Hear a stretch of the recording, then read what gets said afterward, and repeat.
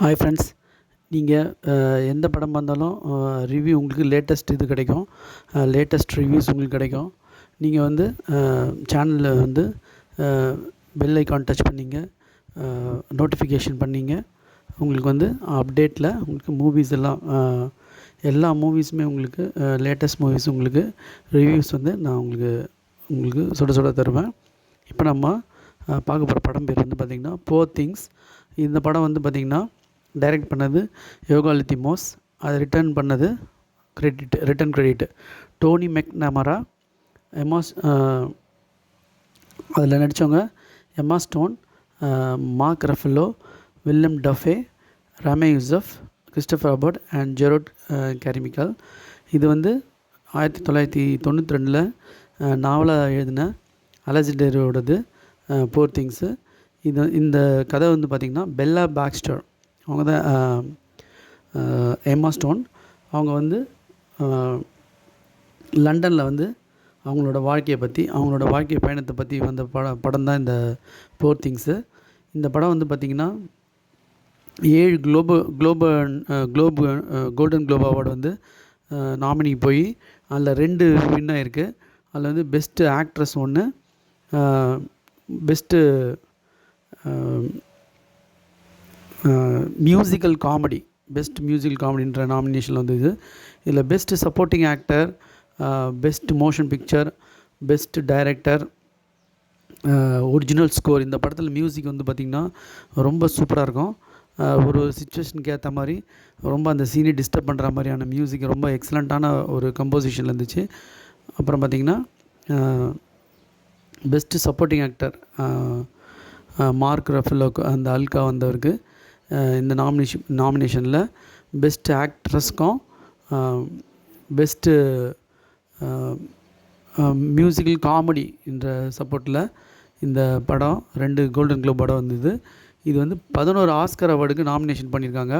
Actor, cinematography, costume design, directing, film editing, makeup and hair styling, music வந்து Jerskin ஃபென்ட்ரிக்ஸ்ன்ற பண்ணியிருக்காரு. Production designing, best picture of the year. இது மாதிரி 11 இதில் வந்திருக்கு, கேட்டகரியில் வந்திருக்கு. இந்த படத்தோட கதை பார்த்திங்கன்னா ரொம்ப பெக்யூலரான கதை. இது வந்து காமெடி ஜேர்னல்னு சொல்கிறாங்க. இந்த படம் வந்து ஸ்ட்ரிக்ட்லி அடல்ட்ஸ் தான். இது வந்து ஃபேமிலியோட குழந்தைங்களோட பார்க்க முடியாது. கண்டிப்பாக இது வந்து ஸ்ட்ரிக்ட்லி ஃபார் அடல்ட்ஸு.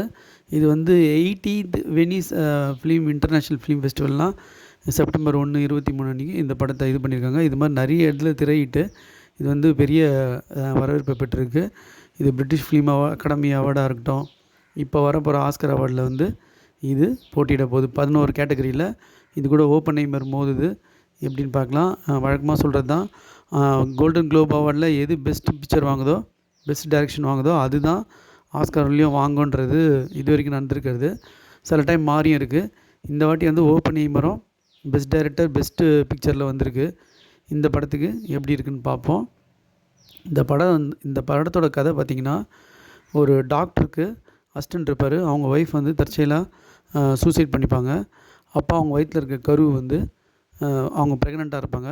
அப்போ அந்த ஒய்ஃபை வந்து இது மாதிரி டாக்டர்கிட்ட கூப்பிட்டு வந்தோடனே அவர் ஒரு ஃப்ராங்கஸ்டைன் இது மாதிரி அந்த இறந்த பெண்ணோட மூளையை எடுத்துகிட்டு அந்த கருவுட்டு இருந்த குழந்தையோட மூளையை வச்சுருவார். அப்போ அந்த லேடி, அந்த பெல்லா பாக்ஸ்டர் வந்து பார்க்குறதுக்கு பெரிய பொம்பளமாக இருந்தாலும் அவள் வந்து ஒரு குழந்தை மாதிரி தான் அப்படின்ற ஒரு கேரக்டர் இருக்கும்போது என்னென்ன நடக்குதுன்றது தான் படத்தோட கதை. கொஞ்சம் கொஞ்சமாக இந்த படத்தை வந்து ரொம்ப ஸ்லோவான மூமெண்ட்டில் போகும் படம் வந்து சூப்பரான ஒரு மேக்கிங்கில் பண்ணியிருக்காங்க. விஷுவல் எஃபெக்ட்ஸு, கேமரா, மியூசிக் எல்லாமே சூப்பராக இருக்கும். ஒரு இடத்துல பெல்லா பாக்ஸ்டர்ன்ற அந்த எம்மா ஸ்டோன் கேரக்டர் டான்ஸ் ஆடுவாங்க, பால்ரூம் டான்ஸு, மார்க் ரஃபலோட. அந்த சீன்லாம் அடிச்சுக்க இதே இல்லை, ரொம்ப சூப்பரான ஆக்டிங்கு. அந்த இடத்துல தான் அந்த எம்மா ஸ்டோனோட ஆக்டிங் வந்து ரொம்ப சூப்பராக இருந்தது. இந்த நம்ம லாலா லேண்டில் நடித்தவங்க, லாலா லேண்டு அந்த படத்தில் நடித்த ஹீரோயின் தான் அவங்க. அந்த மார்க் அந்த சீனு, அப்புறம் அந்த பாரிஸில் வந்து ப்ராஸ்டியூட் இதில் வேலை செய்வாங்க. அப்போ அங்கே நடக்கிற இன்சிடெண்ட்டு, கிளைமேக்ஸில் வந்து ஒருத்தரை சாவடிப்பாங்க, அந்த இன்சிடெண்ட்டு அதெல்லாம் வந்து ரொம்ப சூப்பராக இருந்தது. இந்த டாக்டர் கேரக்டர் ஸ்பைடர்மேனில் வில்லனாக வரவர் அவர் அந்த வில்லியம் டஃபோ வந்து ரொம்ப சூப்பராக நடிச்சிருந்தார். அவரோட ஆக்டிங் நல்லா இருந்தது. அப்புறம் மார்க் ரஃபெலோ, அப்புறம் எம்மா ஸ்டோன், இவங்க 3 பேர் ஆக்டிங் வந்து ரொம்ப சூப்பராக இருந்தது. இந்த டாக்டர் வந்து இது மாதிரி மூளையை மாற்றினோன்னே இந்த பெண்ணுக்கு என்னென்னலாம் ரியாக்ஷன் நடக்குது, ஒரு இடத்துல நடந்து போவாங்க, அந்த இடம்லாம் பயங்கரமாக நடிச்சிருந்தாங்க. ஸோ இந்த இந்த ஆஸ்கர் அவார்ட்லேயும் பெஸ்ட் ஆக்ட்ரஸ் எம்மா ஸ்டோன் தான் வாங்குவோன்றதில் எதிர்பார்க்கலாம். அந்தளவுக்கு ஆக்டிங் இருக்குது. இந்த ஆஸ்கர் பட பிரிவு அவார்ட் படம் அந்த மாதிரி பிரியர்களுக்கு இந்த படம் ரொம்ப ஒரு பெரிய விருதாக இருக்கும்.